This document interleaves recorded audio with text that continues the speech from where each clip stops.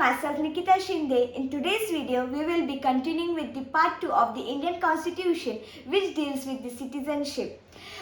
If you guys haven't watched my previous videos, do watch it. And before starting the video, I would like to request you people to subscribe my channel and turn on the bell icon so you couldn't miss any update from me. So I begin here with citizenship.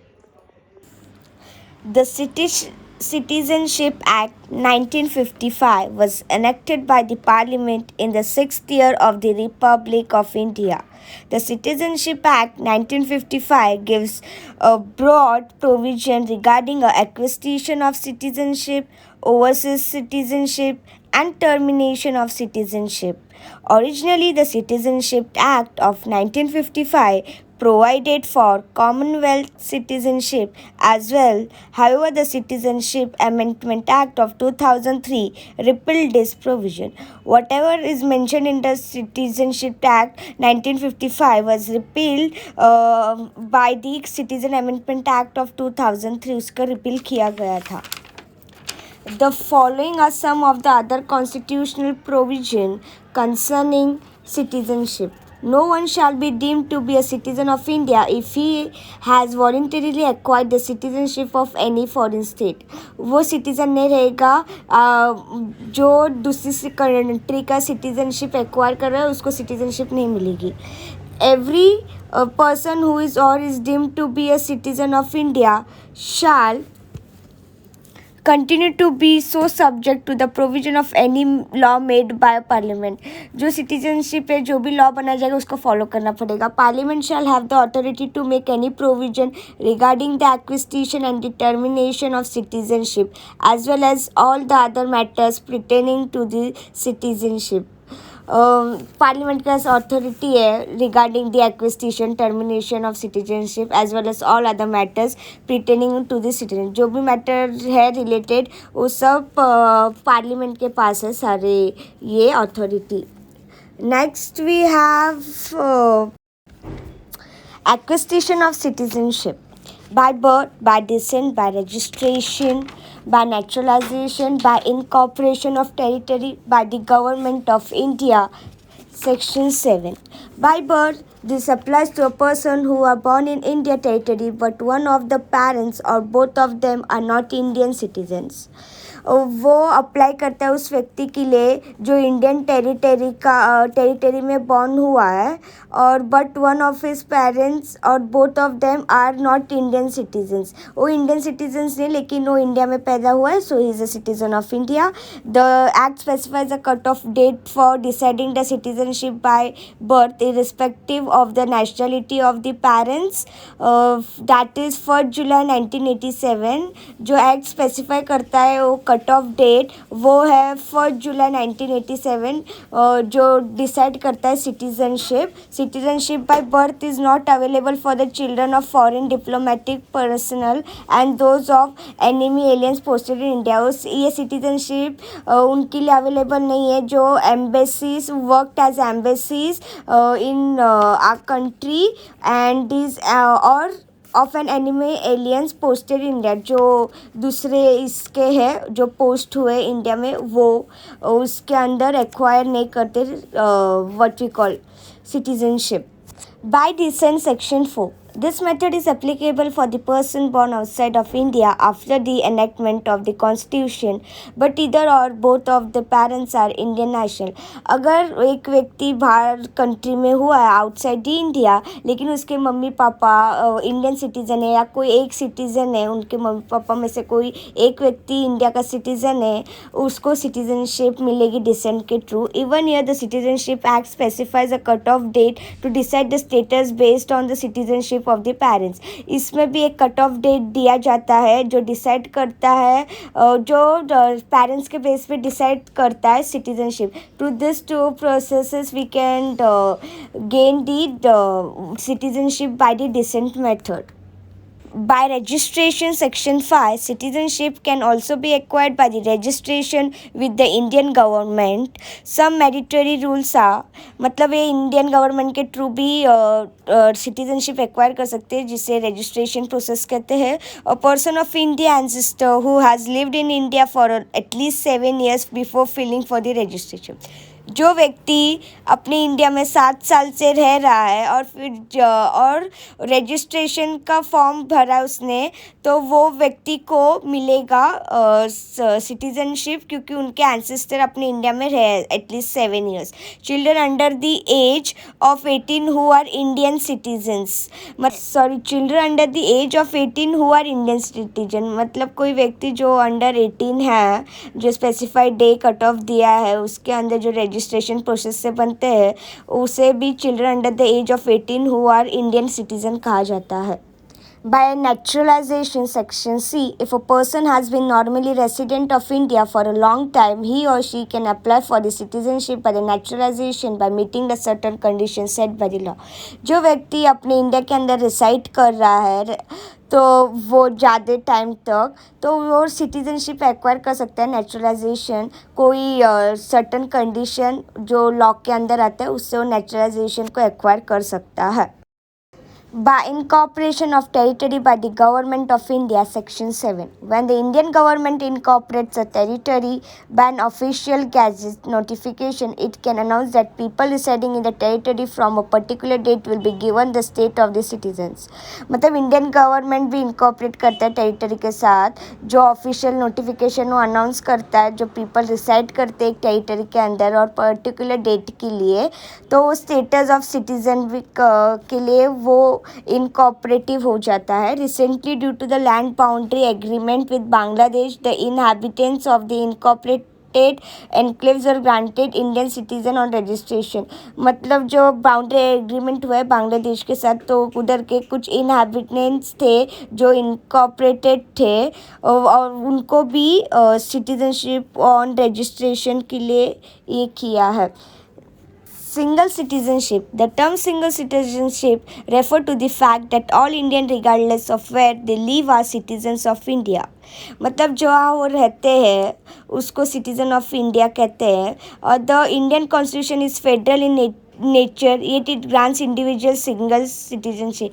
अपना constitution federal है लेकिन वो सिर्फ single citizenship ही grant करता है. It means that Indian citizenship is the sole option. Because of the single citizenship all the citizen regardless of where they live have the same political and civil rights.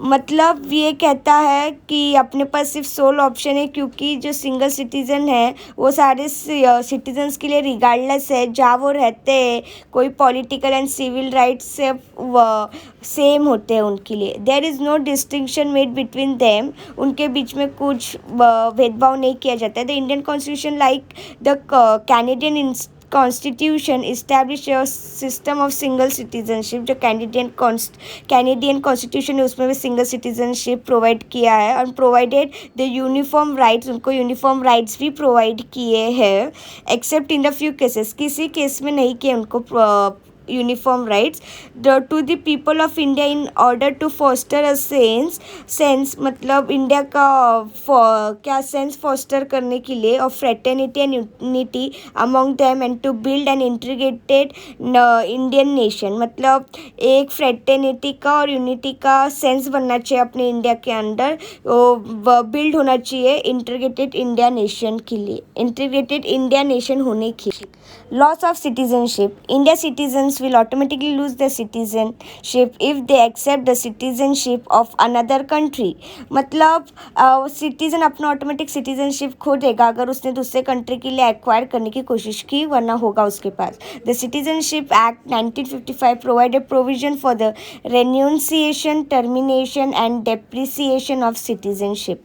वो 3 चीज़ें के लिए provision देता है. रेन्यूंसिएशन of citizenship के अंदर, if an Indian citizen who is also a national of another country renounces his Indian citizenship in a legal manner, he loses his Indian citizenship. अगर वो इंडियन सिटीजनशिप है और वो दूसरे कंट्री के लिए एक्वायर कर रहा है अपनी सिटीजनशिप, तो उसका वो सिटीजनशिप खो देगा. फिर when a man ceases to be an Indian citizen, his minor child cease to be an Indian citizen as well. मतलब अगर उसके पेरेंट्स ये है माइनर चाइल्ड है और वो सिटीज़न ऑफ इंडिया है तो उसको सिटीजनशिप मिलेगी इंडिया की. However, such a child may become an Indian citizen within 1 year of reaching full age by filling a statement of intent to return to the India. मतलब वो child को Indian citizenship मिलेगी 1 साल के अंदर अगर वो फुल एज को क्रॉस करता है. फुल एज मीन्स 18+ को by the statement intended to return India. मतलब अगर वो लिखता है कि मैं आ रहा हूँ इंडिया में उसका फुल एज कंप्लीट होने से पहले मतलब 18 साल से पहले वो कोई भी अपना व्यक्ति है वो इंडिया का कंसिडर किया जाता है. लेकिन अगर वो आ रहा है 18 साल के बाद तो उसे एक एप्लीकेशन या स्टेटमेंट लिख के देना पड़ेगा he is going to return India. The termination of citizenship. If an Indian citizen knowingly or voluntarily accepts the citizenship of another nation, his or her Indian citizenship can be revoked. मतलब अगर उस citizen को वो जानबूझ के कर रहा है वो दूसरी कंट्री की सिटीजनशिप एक्सेप्ट उसको मालूम है अगर एक्वायर करेंगे तो सिटीजनशिप लॉस होगा तो भी वो एक्वायर कर रही है तो उसका सिटीजनशिप लिया जाएगा. Simple. Depreciation of citizenship. In some situation, the Indian government can strip a person of his citizenship. However, this does not apply to all citizens. मतलब जो गवर्नमेंट है इंडियन सिटीजन वो can strip a person of his citizenship. वो strip कर सकता है person की citizenship if only applies to the citizen who have obtained the citizenship to the registration. वो सिर्फ उसके लिए अप्लाई करता है जिस व्यक्ति ने अपना सिटीजनशिप रजिस्ट्रेशन के थ्रू एक्वायर किया है, नेचुरलाइजेशन के थ्रू एक्वायर किया है और article 5 clause C of the constitution which is citizenship of commencement. Article 5 जो citizenship at commencement for the domicile in India and who has ordinarily been a resident of India for not less than 5 साल. जो अपने article 5 के अंदर दिया है कि जो अपन है बर्थ से अपन इसको एक्वायर करते हैं और उसके बाद resident for the less than 5 years immediately उससे कम 5 साल के तो immediately उसको preceding the commencement of constitution. This is what the depreciation of citizenship means. Overseas citizenship of India. The Overseas Citizenship of India OCI scheme was established in August 2005. जो OCI scheme है वो 2005 अगस्त में ये की थी establish की थी वो अमेंड करके citizenship act 1955 in response to the Indian diaspora. जो इंडियन के डायस्पोरा का है रिस्पॉन्स है उसके थ्रू किया था. डिमांड फॉर द ड्यूअल जो डायस्पोरा है इंडियन इसका इंडिया का demand for the dual citizenship particularly is develop countries जो डेवलप कंट्रीज़ में है. इट वॉज अनइविल्ड इन 2006 जो हटाया गया था 2006 में एट दी प्रवासी भारतीय दिवस कन्वेंशन इन हैदराबाद. वो कब अनइविल्ड किया था मालूम है क्या? 2006 में प्रवासी भारतीय दिवस कन्वेंशन इन हैदराबाद के उधर. Then what is its background? I will just say the government of India established a high level of committee of the Indian diaspora in September 2002 chaired by L.M. Singhvi. मतलब जो अपना diaspora India का establish होता था सितंबर 2002 को chaired by L.M. Singhvi. The committee mandate was to conduct a comprehensive study of the global India. वो global India को study करने के लिए किया था और diaspora and to recommend measures to foster a positive relationship with them. जो उसका measure है वो क्यों foster एक positive relationship के लिए होना चाहिए. फिर the committee report was due in January 2002. जो committee का report आया था वो 2002 में आया था जनवरी के.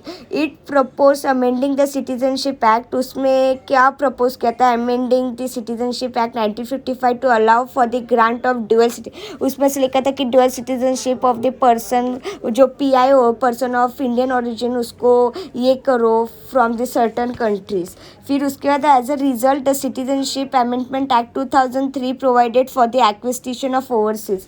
मतलब जो 2003 में जो अमेंडमेंट हुआ था सिटीजनशिप का उसमें क्या लिखा था ओवरसीज कर then acquisition of the overseas citizenship फिर of India by PIO from 16 specified person of Indian origin from the 16 specified country, जो 16 specified country थी other than Pakistan and Bangladesh को छोड़ के, उसके साथ वो acquisition of overseas citizenship of India ये करो. फिर it also remove from the principal act all provision recognizer और रिलेटिंग टू द कॉमनवेल्थ. और रिमूव करने बोला था उसका प्रिंसिपल एक्ट क्योंकि उसके प्रोविजन रिकग्नाइज और रिलेट कर लेते हैं कॉमनवेल्थ सिटीजनशिप के लिए. Later the citizenship amendment act of 2005 broaden the scope of OCI. जो 2005 का अमेंडमेंट एक्ट आया सिटीजनशिप का, वो बहुत ब्रॉड था स्कोप में OCI के लिए, मतलब overseas citizenship of India, to grant a PIO person of origin from all the countries except Pakistan and Bangladesh as long as their home countries allow dual citizenship or a dual nationality. मतलब पाकिस्तान और बांग्लादेश के छोड़ Bangladesh as long as their home country, जो उनके home country से वो dual citizenship को ये करते हैं, अलाउ करते हैं. फिर again the citizenship amendment act 2015 modified the provision of principal act. जो 2015 में जो आया था अमेंडमेंट एक्ट सिटीजनशिप का, वो principal act provision to principal act pertaining to OCI, वो प्रिटेन कर रहा था OCI के लिए, overseas citizenship of India. By combining the person of origin card scheme and the OCI card scheme, it has created a new scheme called overseas citizen of Indian card holder. The PIO card scheme was implemented on August 19. जो PIO scheme card scheme था वो अगस्त 19 को 2002 को implement किया गया था. And जो OCI card scheme था वो 2 दिसंबर 2005 को इम्प्लीमेंट किया गया था. Despite the fact that the OCI card scheme has became more popular, both schemes were running concurrently. This was causing applicant unnecessary confusion. जो OCI जो आया था कार्ड, वो ज़्यादा ये हो रहा था, पॉपुलर हो रहा था, और जो दोनों साथ में हुए थे PIO और OCI, पर ज़्यादा इसमें रन कर रहा था OCI. हाँ, फिर keeping in mind some of the issues that applicants were experiencing, the government of India decided to create a single scheme by combining the PIO and OCI scheme.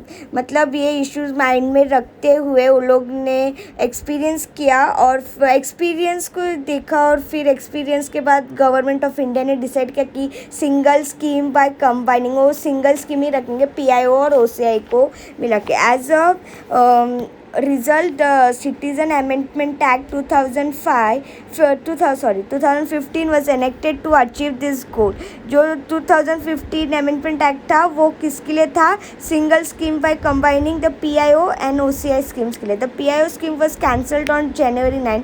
जो person of Indian origin था उसको cancel किया था January 9, 2015 को. And it was also announce that all existing PIO card holders would be considered as OCI. जो PIO holders थे, वो जो एग्जिस्टिंग थे, उसको OCI card holders as of date, मतलब उसको OCI कार्ड में कन्वर्ट कर दिया था. Concept of overseas citizenship of India. An overseas citizenship of India is a person who is technically a citizen of another country but whose ancestors are Indians. मतलब जो व्यक्ति है जो फॉरेन का है, वो अनदर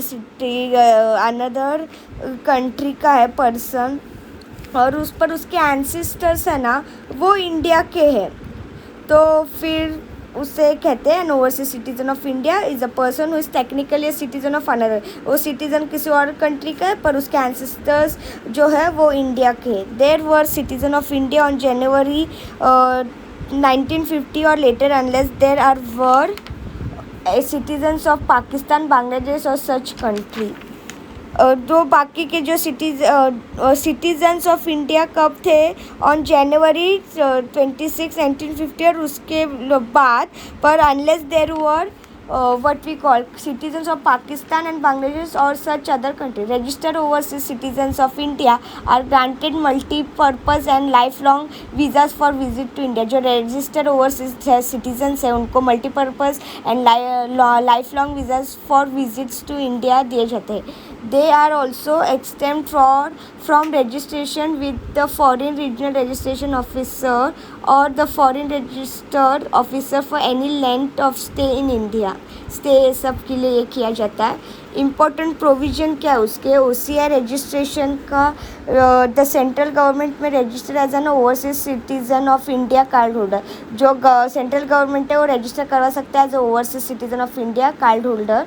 फिर any person of full age and capacity, जो व्यक्ति 18 को क्रॉस किया और उसके कैपेसिटी को, who is a citizen of another country, जो दूसरे कंट्री का सिटीज़न है but was a citizen of India at the time of और at the time after the commencement of the constitution. पर वो जब वो सिटीज़न था जब अपना इंडिया ये हुआ था, कमेंसमेंट हुआ था अपने कॉन्स्टिट्यूशन का. और फिर who is citizen of another country but was eligible to become a citizen of India. वो दूसरे कंट्री का सिटीज़न था बट एलिजिबल था इंडिया का सिटीज़न बनने के लिए जब at any time after the commencement of, जब कमेंसमेंट ऑफ द कॉन्स्टिट्यूशन बना था. फिर who is a citizen of another country but was born in the territory that become a part of India after August 15 1947. मतलब जो व्यक्ति दूसरे country में हुआ था, दूसरे कंट्री का है सिटीज़न है बट बॉर्न अपने इंडिया में हुआ था, तो और उसका after 1947 that became a part, जो इंडिया की टेरिटरी में हुआ था. Sorry, who is a citizen of another country, जो दूसरे कंट्री का सिटीज़न है बट वो बॉर्न इंडिया में हुआ था, that become a part of India after August 15 1947. or a person who is a minor child and whose both parents are citizen of India or one of the parents is citizen of India. मतलब जो minor child 18 के नीचे, उसके parents, दोनों parents India के वरना एक parents India के है. Sports of citizen of India और spouse of a citizen of India or spouse of overseas citizen of India card holder whose marriage has been registered and subsisted for a continuous period of not less than 2 years immediately preceding the submission of the application. No person shall be eligible for the registration as an overseas citizen of India card holder if he or she or either of his or her parents, grandparents or great grandparents is or was a citizen of Pakistan, Bangladesh or any other country specified by the central government. मतलब वो person eligible नहीं है registration as an overseas citizen के लिए, overseas citizen of India के card holder के लिए, अगर उसके पेरेंट्स, ग्रैंड पेरेंट्स वो सब सिटीज़न ऑफ पाकिस्तान, बांग्लादेश और किसी और कंट्री के स्पेसिफाइड हो गए by the central government. The central government में specify that date as of which existing person of Indian origin card holder will be considered overseas of Indian card holder. जो अपना central government है उसने date specify की थी एक existing persons के लिए of Indian origin card holder will be considered as the overseas citizen of Indian card holders.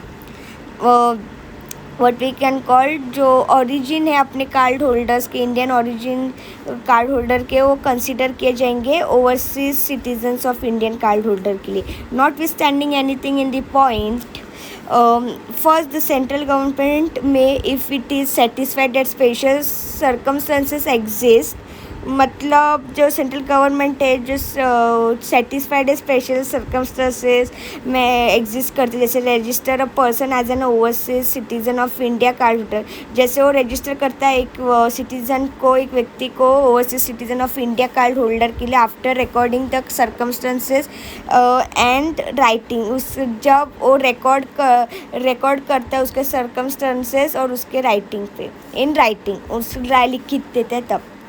Then OCI conferment of rights. An overseas citizen of India card holder is entitled to the rights specified by the central government in this regard. A card holder who is an overseas citizen of India is not entitled to the following. जो card holder है वो who is overseas citizen of India, जो is not entitled to the following, जो उसके लिए ये नहीं है, एंटाइटल्ड नहीं है, rights which are conferred on a citizen of India. He shall not be entitled to the rights to equal opportunity in public employed. उसको पब्लिक एम्प्लॉयमेंट में इक्वल अपॉर्चुनिटीज़ नहीं मिलेगी अपॉर्चुनिटी लेकिन इक्वल नहीं मिलेगी। He is ineligible for election as president, वो president के election के लिए एलिजिबल नहीं होगा। और he is ineligible for the election as a vice president, तो वाइस प्रेजिडेंट के इलेक्शन के लिए भी इन एलिजिबल रहेगा। He is ineligible for appointment as a supreme court जज, वो सुप्रीम कोर्ट जज के लिए भी इन एलिजिबल रहेगा। फिर appointment as a high court जजेस, फिर not eligible for the voter registration, not eligible to serve in the House of People or the Council of States. She is ineligible to serve in the state legislature assembly or the state legislative council. He shall be ineligible for the appointment to the public services and the post in the connection with the union or the state affairs except in such services and post as the central government may specify. These are all the entitled that he cannot be he will be ineligible. Now OCI renunciation. If any overseas citizen of India card holder makes a declaration in the prescribed manner renouncing the card registering him as an overseas citizen of India card holder, the declaration shall be registered by the central government. अगर overseas OCI के लिए ये करता है तो central government central government register करेगा, वो उसके द्वारा किया जाएगा, सेंट्रल गवर्नमेंट के द्वारा। And that the person shall cause to be a overseas citizen of India card holder upon such registration. When a person ceases to be an overseas citizen of Indian card holder, the spouse of that person of a foreign origin and each minor child of that person registered as a OCI card holder cease to be an overseas citizen of Indian card holder. OCI cancellation of registration. The central government may cancel a person registration as an overseas citizen of India. जो central government है वो cancel कर सकता है वो registration of OCI का एक किसी भी व्यक्ति का, is satisfied that the registration as an overseas citizen of India card was obtain through a fraud false representation. वो कहाँ से उसका रजिस्ट्रेशन हुआ था, मतलब रजिस्ट्रेशन ओवरसीज OCI के लिए हुआ था, ऑब्टेन कैसे किया था, फ्रॉड फॉल्स रिप्रेजेंटेशन और the concealment of any material fact. फिर the overseas citizen of India card holder has shown the disaffection towards the Indian constitution, वो थोड़े कम अफेक्शन दिखा रहे थे इंडियन कॉन्स्टिट्यूशन के इधर। The overseas citizen of India card holder unlawfully traded or communicated with an enemy during any war in which India may be engaged. The overseas citizen of India card holder has been sentenced to imprisonment for a term of not less than 2 years, years within 5 years of registration. जो citizen है, जो card holder को India का card holder है, वो imprisonment के लिए ये होता है, तब उसका टर्म कितना 2 साल से कम नहीं होना चाहिए और विद इन 5 years उसका रजिस्ट्रेशन हो जाना चाहिए। It is necessary to do so in the interest of the Indian sovereignty and integrity and security friendly relation with any foreign country. और फिर the marriage of an overseas citizen of India card holder has been dissolved by a competent court of law or otherwise has not been dissolved, but he has solemnized marriage with any other person during the subsistence of such marriage। दूसरी शादी किया उसकी marriage होते हुए भी। और उसका conclusion क्या आता है, OCI should not be confused with dual citizenship। वो कंफ्यूज नहीं होना चाहिए, दो सिटीजनशिप होल्ड करता है उससे OCI। हाँ, the OCI does not grant political rights, OCI political rights grant नहीं करता। Registered overseas citizens of India are not entitled to the rights confirmed of a citizen of India. जो OCI register के through मिलती है उसको rights confirm नहीं होते of India under article 16 of the constitution is known as equal. उसको equal opportunity in public employment नहीं मिलती जो आर्टिकल 16 के अंदर दिया है। It is what OCI is all about. PIO, person of Indian origin, PIO, according to the Ministry of External Affairs, is a foreign citizen excluding Pakistan, Bangladesh, Bhutan, Nepal, China, Iran, and Sri Lanka. A PIO is identified with the help of a PIO card, which is issued by the government of India.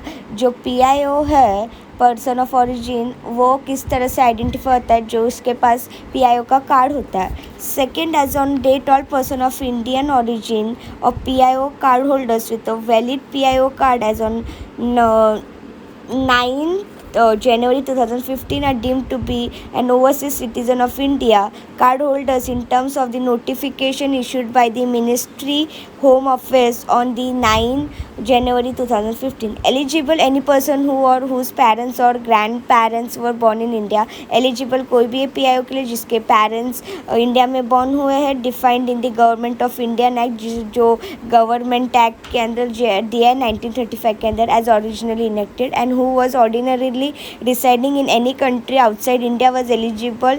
जो व्यक्ति दूसरे country में reside करता है पर eligible है citizen of India बनने के ऑन 26 जनवरी 1950. बेनिफिट्स क्या है? OCI are entitled to the multiple entries and lifelong visas allowing them to visit India at any time for any length of time and for any purpose. वो किसके लिए देखो advantages भी है उसके. फिर who is an NRI, non resident Indian overseas Indians, officially known as non-resident Indians or overseas citizen of India, are people of India by birth. जो overseas citizen of India है, जो पीपल है, वो birth, ancestor who lived outside the republic of India, ancestor जो बाहर रहते हैं Republic India से, मतलब रेसिडेंट. और overseas citizen of India are people of India, जो ओवरसीज ऑफ इंडिया है उसके people of India by birth और एंसिस्टर जो lived outside the republic of India. An individual is deemed to be a resident, वो एक individual resident के लिए deemed होता है if a individual has resided in India in that year for 182 days or more, or having within the 4 years preceding that year been in India for 365 days or more and in India for 60 days or more in that year. Job, NRI, an Indian citizen who lives in foreign country for more than 183 days in a financial year for employment or a business will be considered an NRI. मतलब जो व्यक्ति जो out of country में रहता है 183 days के लिए, जो फाइनेंशियल ईयर एम्प्लॉयमेंट की वो बिजनेस के लिए, वो एक NRI कंसिडर किया जाएगा. देन प्रवासी भारतीय दिवस is celebratory day observed on 9 जनवरी by the republic of India. जो प्रवासी भारतीय दिवस होता है वो ऑब्जर्व किया जाता है 9 जनवरी by the republic of India to mark the contribution, उसका कंट्रीब्यूशन के लिए, of the overseas Indian community towards the development. जो ओवरसीज इंडियन कम्युनिटी है उसका development of India community towards the development, उसका डेवलपमेंट देखने के लिए. The day commemorates the return of Mahatma Gandhi from the South Africa to the Mumbai on 9 January 1950. जब गांधी आए थे साउथ अफ्रीका से मुंबई में ऑन 9 जनवरी 1950 में, उसके लिए वो देखा जाता है. मतलब वो डे कॉमेमोरेट्स होता है क्योंकि Mahatma Gandhi South Africa to Mumbai on 9 जनवरी आए थे 1915 में. Significance to remember the favours and the contribution made by non residents India to the welfare and the development of the nation. उनके फेवर्स याद रखने के लिए उनका कंट्रीब्यूशन, जो नॉन रेसिडेंट इंडियंस है उसका development, welfare and the development of nation के लिए जो कंट्रीब्यूशन है NRI का, वो देखने के लिए प्रवासी भारतीय दिवस ये होता है, वो भी 9 जनवरी को. और फिर citizenship amendment act, analyse the act has amended the citizenship Act 1955 to give eligibility for Indian citizenship to illegal migrants who are Hindus, Sikhs, Buddhists, Jains, Parsis and Christians from the Afghanistan, Bangladesh and Pakistan, and who are entered India on the before 31st December 2014. Citizenship Amendment Act 1955 was amended 6 times in 1986, 1992, 2003, 2005, 2015 and 2019. मतलब जो act है amend हुआ था citizenship का 1955 का, वो क्या eligibility देता है इंडियन सिटीजनशिप के लिए जो इलीगल माइग्रेंट्स है, जो वो Hindu, Sikh, Buddhist, Jain, Parsis, Christian, जो अफ़गानिस्तान, बांग्लादेश एंड पाकिस्तान जो एंटर्ड हुए थे 31 दिसंबर 2014 से या उसके पहले, तो सिटीजनशिप उसके लिए है वो। और जो सिटीजनशिप अमेंडमेंट एक्ट वो 6 पर अमेंड हुआ है। Concerns against CAA. The opposition has claimed that the act was against the basic principle of constitution as it discriminates on the basis of religion and would alienate the Muslim, the largest minority community in the country. The opposition also object to keep countries like Nepal, Sri Lanka, Myanmar out of the list.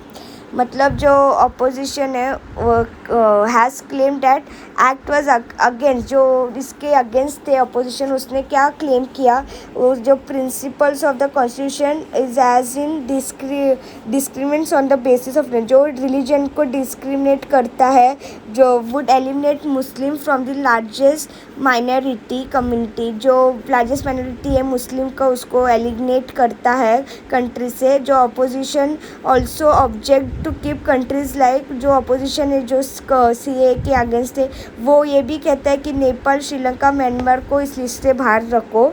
फिर government take on CAA मतलब citizenship amendment act. The government has sought 6 more months to frame rules for the Citizenship Amendment Act. The Ministry of Home Affairs on the Tuesday told the Lok Sabha that it has sought time till January 9, 2022 to frame the rules. वो लोग ने कहा है कि उनको frame rules करने दो जनवरी 9, 2022 तक। The CAA Citizenship Amendment Act 2019 has been notified on 12/12/2019 12 दिसंबर 2019 में वो नोटिफाइड किया था and has came into force. और उसका फोर्स कब आया था फोर्स में 10 जनवरी 2020 में। नोटिफाइड 12 दिसंबर को किया था 2019 में और वो फोर्स में आया था 10 जनवरी 2020 को। The committee on the subordinate legislature Lok Sabha and the Rajya Sabha have been requested to grant further extension of time up to 9/1/2002 to frame the rules under the Citizenship Amendment Act. जो लोकसभा राज्यसभा है वो requested have been requested to grant, उन्होंने request किया कि further extension वो time up to, उन लोग ने टाइम लिया है उसके लिए 9/1/2022 तक to frame the rules under the citizenship. जो रूल्स आएंगे सिटीजनशिप अमेंडमेंट एक्ट के अंदर 2019 के, वो सब उन्होंने टाइम लिया 9 जनवरी 2022 तक का। Okay, so this is for today.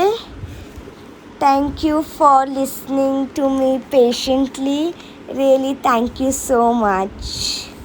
I hope my video was helpful for you all people, and in next video we will do different topics, different subjects, and if you guys haven't subscribed my channel, do subscribe my channel and do even like, share and comment. Thank you.